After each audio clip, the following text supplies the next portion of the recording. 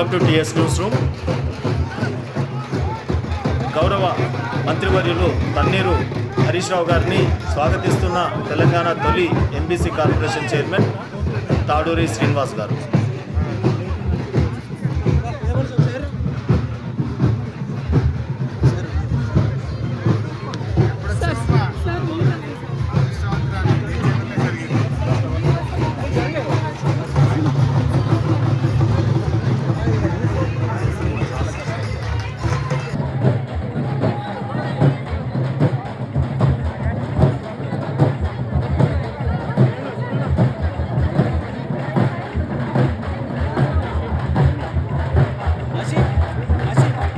తెలంగాణ రాష్ట్రంలోని సిద్దిపేట నియోజకవర్గంలో కోటరీ మోడర్న్ మెకనైజ్డ్ యూనిట్ సిద్దిపేట నియోజకవర్గంలో ఈరోజు కుమ్మర్లకి ఆధునిక యంత్రాలపైన మట్టి పాత్రలు తయారు చేసేటటువంటి యూనిట్ని నిర్మించడానికి భూమి శంకుస్థాపన చేస్తూ ఉన్నారు గౌరవ మంత్రివర్యులు శ్రీ తన్నూరి హరీష్ రావు గారు.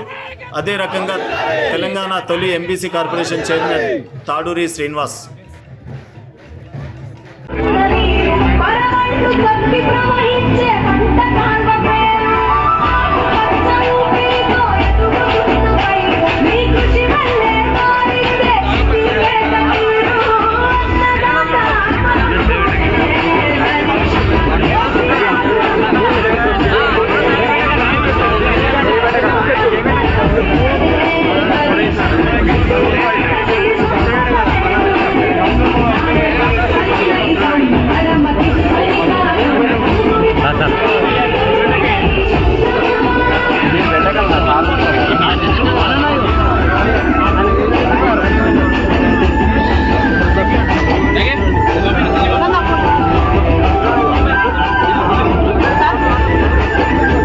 మన తెలంగాణ రాష్ట్ర కుమ్మర్ సంఘం అధ్యక్షులు బాలకృష్ణ గారిని మాట్లాడవలసింది.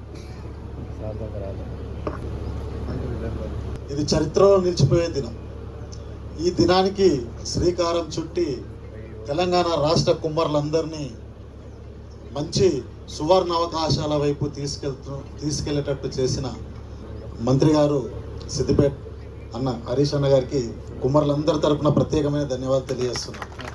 ఎందుకంటే ఇందాక మన సీనన్న ఒక మాట చెప్పిండు, దాన్ని బట్టి ఏంటంటే పిలిచిండు, వచ్చిన కడుపు నిండా బోవ పెట్టిండు, మనసును ఖుషి చేసి పంపిండు అని చెప్పిండు.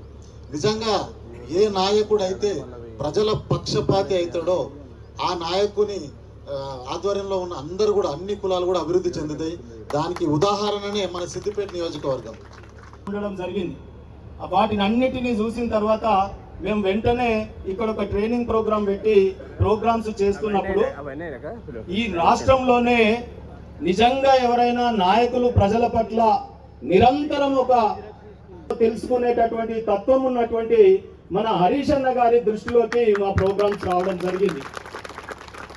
వెంటనే మీకు చెప్తే నమ్మరు, వారు ఫోన్ చేసి మబ్బుల 5 గంటలకి రేపు నువ్వు సిద్దిపేట రావాలని అడిగితే వస్తానా అంటే మళ్ళీ 5 గంటల నుంచే ఫోన్ చేయడం జరిగింది. చేసి నన్ను ఫాలో అప్ చేసి సిద్దిపేటకు వచ్చి మా ఎమ్మెల్సీ గారు మరి బసవరాజ్ సారన్న గారు ఉన్నారు, ఆ ధోబీ ఘాట్ ఒకటి చాలా గొప్పగా ఇక్కడ తయారు చేసిన శ్రీనివాస్, నువ్వు బీసీల గురించి కార్పొరేషన్ చైర్మన్ లాగా ఉన్నావు కదా, ఇక్కడికి రా, చాలా బాగుంది ప్రాజెక్టు చూడు అని చెప్తే నన్ను హైదరాబాద్ నుంచి ఇక్కడి వరకు అసలు మొత్తం ఎట్లా అంటే ఇంత కాలుకు ముళ్ళు తగలకుండా నన్ను ఇక్కడికి రప్పించుకొని సిద్దిపేట అంతా చూపించి మరి ఆ ధోబీ ఘాట్ను కూడా చూడడం జరిగింది. ఆ తర్వాత తిరుగుతున్నప్పుడు నేను అన్నని ఒక కోరిక అడిగిన, అన్న ఇన్ని చేసినావు కదా సిద్దిపేటలో, మీరు పర్యావరణం మీద ప్రత్యేకమైన మక్కువ, ప్లాస్టిక్ ఉండొద్దు అని చెట్లు పెంపకం, ఒక్క చెట్టు రోడ్డు మీద చనిపోతే అక్కడ ఆగి అన్ననే స్వయంగా పెట్టేటటువంటి తత్వం మేము హైదరాబాద్లో ఇంటా ఉంటాం. సో అన్న మరి ఈ సిద్దిపేటలో మా కుమ్మర్లకు కూడా మీ ద్వారా ఒకటి చెయ్యాలన్నా అంటే ఏం చేయగలుగుతాం చెప్పు, వీళ్ళ గురించి మట్టి పరిశ్రమ ఏం చేయగలుగుతామని అని అడిగితే, అన్నా మీరు ఒక 2 ఎకరాల భూమి కనుక ఎక్కడైనా కేటాయింపజేస్తే దాంట్లో మనం గుజరాత్కు పోయి చూసి వస్తున్నాం, అక్కడ పరిశ్రమలు ఎట్లా పోదామని చెప్పి వారు చెప్పినారు. నేనైతే నిజంగా చెప్తా ఉన్నా, మాకేమైనా 100 గజాలు దొరికినా ఇక్కడ ఇల్లు కట్టుకొని ఇక్కడ ఓటు తీసుకొని మీ కింద పని చేసుకుంటూ ఉండాలని చెప్పి కోరిక కలుగుతుంది సిద్దిపేట చూస్తే. ఏం అభివృద్ధి అండి! ఎక్కడవో ఒక చెరువు చూసినా, ఒక మార్కెట్ చూసినా, ఓ దోపిగాడు చూసినా, ఇవాళ కుల సంఘాలు ఎన్ని చూసినా, ఇవాళ రాష్ట్రం కాదు ఇది తప్పకుండా దేశంలోనే ఒక మోడల్ ఫ్యాక్టరీగా మారబోతుంది అని చెప్పి సిఎస్ఆర్ యూనిట్ వాళ్ళు కూడా ఆఫీసర్ మొన్న వచ్చినారంట. మీ ప్రోగ్రామ్ క్యాన్సిల్ అయిందని మళ్ళీ ఆయన యూపీకి వెళ్ళిపోవడం జరిగింది. సో మళ్ళీ వారు వస్తానన్నారు. తప్పకుండా వారితో ఈ ప్రాజెక్టు కనుక మీరు 800 మంది వృత్తిదారులను సెలెక్ట్ చేసినారు, మీరు అందరూ కనుక మంచిగా పనిచేసి అన్న పేరు నిలబెడితే మీ అందరి ఇళ్లలో కరెంట్ సార్లు ఉంటాయి. మీ అందరి 800 ఇళ్లలో ఇక్కడ మీ భవిష్యత్తును తీర్చిదిద్దే ఒక పెద్ద కర్మాగారం ఇక్కడికి రాబోతుంది. సిద్దిపేటే కాదు, ఈ రాష్ట్రానికే మట్టి బాటిళ్ళు, మట్టి దీపంతలు, ఈ రోజు మట్టి ఏమున్న ప్లేట్లు కానీ అందించేటటువంటి కార్యక్రమం తప్పకుండా అవుతుంది. మరి అందుకే దయచేసి మనం అన్నగారు ఇంకా మాట్లాడితే మనకి ఇంకా ప్రయోజనాలు చేకూరుతాయి. దయచేసి ఎంబీసీ కార్పొరేషన్ చైర్మన్ గా పనిచేయడమే కాదు, మొదటి నుంచి తెలంగాణ ఉద్యమంలో అద్భుతంగా కృషి చేసిన మిత్రులు, న్యాయవాది, మరి ముఖ్యమంత్రి గారికి చాలా ఇష్టమైనటువంటి ఉద్యమకారుడు తాడూరి శ్రీనివాస్ గారు, మన రాష్ట్ర నాయకులు పెద్దలు గౌరవనీయులు బాలకృష్ణ గారు, మన జెడ్పీ చైర్మన్ రోజా శర్మ గారు, మున్సిపల్ చైర్మన్ మంజులా రాజ్నర్స్ గారు, పోయి హైదరాబాద్కి పోయి అటు గుజరాత్లో ఆ ఇండస్ట్రీ వాళ్ళతో డిపిఆర్ తయారు చేయడంలో కానీ ఆ డిపిఆర్ను చక్కగా ప్రభుత్వానికి ప్రజెంట్ చేసే విషయంలో బాగా పనిచేసింది మా సరోజ గారు. సో అట్లా ఇద్దరికి నేను హృదయపూర్వకంగా అటు సీనుకు సరోజకు ఇద్దరికి మా కుమ్మర్ల పక్షాన, మా సిద్దిపేట పక్షాన ధన్యవాదాలు తెలియజేస్తాను. కంప్యూటర్ కరెంటుతో వాడేటువంటి ఎక్విప్మెంట్ మీరు కొనుక్కోగలిగితే మీకు బాగా ఉపయోగపడుతుంది. మా సీనన్న కూడా మాట్లాడుతూ ఆ 20-25 వేలు కంప్యూటర్తోని కరెంట్తో నడిచేది ఉంటుంది అన్నారు. ఎవరైతే నిజంగా అది చేస్తామనుకుంటున్నారో, వృత్తి మీద ఆధారపడ్డారో, ఆ కరెంటును ఉపయోగించి బతకగలుగుతారో నాకు ఆ పేర్లు అందించండి, వాళ్ళకు నేను వెంటనే ఆ కంప్యూటర్ ఎక్విప్మెంట్ కూడా అందజేసే బాధ్యత నాది. మీరు లిస్టు తయారు చేసి నాకు ఎంత తొందరగా ఇస్తే, గజ్వేల్ వాళ్ళు ఇయ్యింది, సిద్దిపేట వాళ్ళు ఇయ్యింది, దుబ్బాక వాళ్ళు ఇయ్యింది, హుస్నాబాద్ వాళ్ళు ఇయ్యింది, చేర్యాల వాళ్ళు కూడా ఇయ్యింది. ఎవరిది వాళ్ళకు లిస్టు తయారు చేసి వృత్తి మీద ఆధారపడ్డోళ్ళు అయి ఉండాలి, అది వాడుకొని చేయగలిగేటోళ్ళు ఉండాలి. నేను పైసలు ఇయ్యను, మిషనే కొని పంపుతా.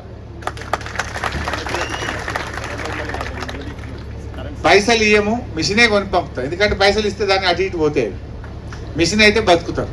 మిషన్ అయితే ఆకలి అయినోడే అడుగుతాడు, పని వచ్చినోడే అడుగుతాడు, దాన్ని వాడుకుంటోళ్ళే అడుగుతారు. అది లేకపోతే ఏమైందంటే ఇప్పుడు లక్ష రూపాయలు ఇస్తున్నాం, ఎంతమంది మిషన్లు కొందాం, అవి ఎటు పోతున్నాయో తెలుస్తలేదు. కొంతమంది దుకాణం పెట్టుకుంటున్నారు, కొంతమంది వేరే వ్యాపారం చేసుకుంటున్నారు, వేరే రకంగా చేసుకుంటున్నారు, అసలు దానికి వాడుకుంటలేరు.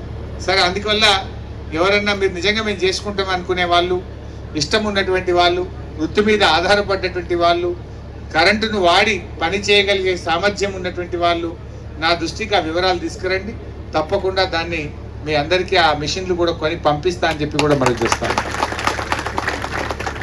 ఇప్పుడు చాలా ఇలా కేసీఆర్ గారేమో పెళ్లికి సాయం చేయబట్టి ₹1,00,000 ఆడవిళ్ళ పెళ్లి పెట్టుకుంటే ప్రతి పెళ్లికి ₹1,00,000 ఇస్తున్నాడు. మా సీన్ అంటాడు పెళ్లికి సార్ 1,00,000 ఇచ్చిండు కానీ ఫంక్షన్ హాల్కి చాలా ఖర్చు అవుతుంది, ఫంక్షన్ హాల్ ఒకటి కట్టిస్తే మాకు బాగుండని అన్నాడు.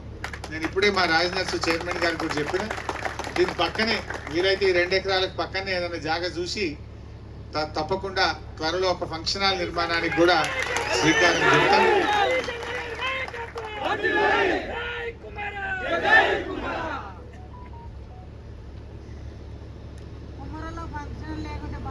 భక్ష్యాల ఫంక్షన్ హాల్ చెప్తే కదా ఇక ఊపుకుంటామా, ఇక పిల్ల పుట్టినాక కుల్ల గట్టక తప్పుతుందా, సీన్ అడిగినాక ఇయ్యక తప్పుతుందా, ఇకపోతే చెప్తే కదమ్మా కట్టిస్తలే, ఇక తప్పకుండా కట్టిస్తా.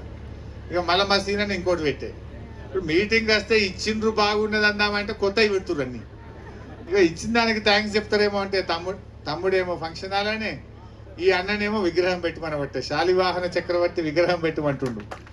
సో అంటే ఎవరమైనా జాతి ఏం కోరుకుంటుంది, ఆత్మగౌరవం కోరుకుంటుంది, సెల్ఫ్ రెస్పెక్ట్. అన్నిటికంటే ముఖ్యమైనది ఆత్మగౌరవం.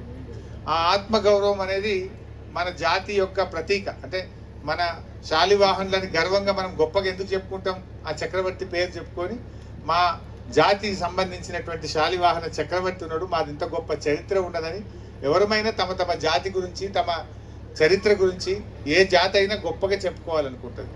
అది ఎప్పుడు కనబడుతుంది అంటే ఒక విగ్రహం మంచి కూడల్లో పెడితే ఇది ఎవరు అంటే పలానా శాలివాహన చక్రవర్తి, కుమ్మరుల ఆరాధ్య దైవం, కుమ్మరుల ఆత్మగౌరవం ప్రతీక అని ఎవరైనా చెప్పుకోవడానికి అవకాశం ఉంటుంది. లేకపోతే తెలియదు, మరుగున పడిపోతుంది, అది కావాలి అని చెప్పి మీ సీనన్న కోరింది.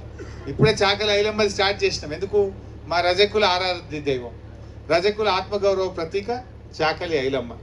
అదే రకంగా మా శాలివాహనులకు, మా కుమ్మరులకు కూడా మరి ఒక ఆరోగ్యానికి మన ఆరాధ్య దైవం మరి శాలివాహన చక్రవర్తి కనుక మా సీనన్న కోరినట్టు మంచి కూడల్లో తప్పకుండా ఆ విగ్రహాన్ని ఏర్పాటు చేపిస్తాను కూడా మనం చేస్తాం.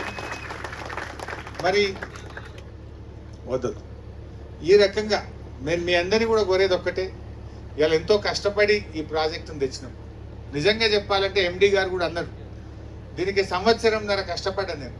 చాలా ఇది కొత్తది కదా, దీనికి ఆ డిపిఆర్ తయారు చేయడంలో కానీ, అది గుజరాత్కు పోయి చూసి రావడంలో కానీ, దాన్ని ప్రభుత్వంలో శాంక్షన్ చేయించడానికి చాలా ప్రయత్నం చేయాల్సి. కొన్ని పనులేమో ఒక మాటతో ఒక ఉత్తరంతో అయిపోతాయి, కానీ దీనికి మాత్రం దాదాపు సంవత్సరంన్నర దండలాడితే కానీ ఈ ప్రాజెక్టు మనం సాధించుకోలేకపోయినాం. ఇలాంటి ప్రాజెక్టు, రాష్ట్రానికి సంబంధించిన ప్రాజెక్టు మనకు సిద్దిపేటలో రావడం మన అందరి అదృష్టంగా కూడా మనం చెప్పుకోవాలి. ఇలా అందరికీ ట్రైనింగ్ ఇక్కడికే వస్తారు, ఎవరు వచ్చినా ఇక్కడ ట్రైనింగ్ వస్తారు. అలాంటి మంచి ట్రైనింగ్ సెంటర్ మన దగ్గర వచ్చింది. మీరు కూడా అందరు నేర్చుకొని ఇష్టం ఉన్నటువంటి వాళ్ళు, మీకు ఈ దీంట్లో ఇంకా వృద్ధిని సాధించాలనుకునేటువంటి వాళ్ళు ఈ ట్రైనింగ్ సెంటర్ను బాగా ఉపయోగించుకోండి. తొందరలోనే మా డిప్టీ వేణుగోపాల్, సరోజతో కూడా రిక్వెస్ట్ ఏంటంటే పని తొందరగా ప్రారంభించండి.